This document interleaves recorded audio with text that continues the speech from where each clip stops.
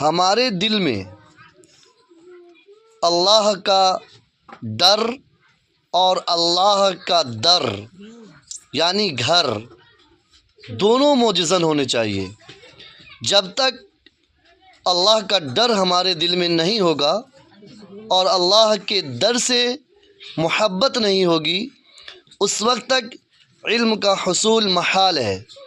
اس لیے میرے پیارے بچوں، نہایت ضروری ہے کہ اللہ سے محبت بھی ہو، اللہ سے ملاقات کا شوق بھی ہو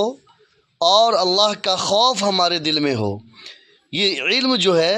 نور ہے، اور اللہ تبارک و تعالی اس دل میں اس نور کو عطا نہیں فرماتے جس دل کے اندر تاریکی ہو، یعنی معصیت کا جذبہ ہو، جس دل کے اندر گناہ ہو اور گناہ کرنے کا مادہ ہو، اس دل کے اندر اللہ اس نور کو عطا نہیں کرتے۔ علم نور ہوتا ہے، روشنی ہوتی ہے، اس لیے نہایت ضروری ہے کہ ہم اپنے دل کو سنوارنے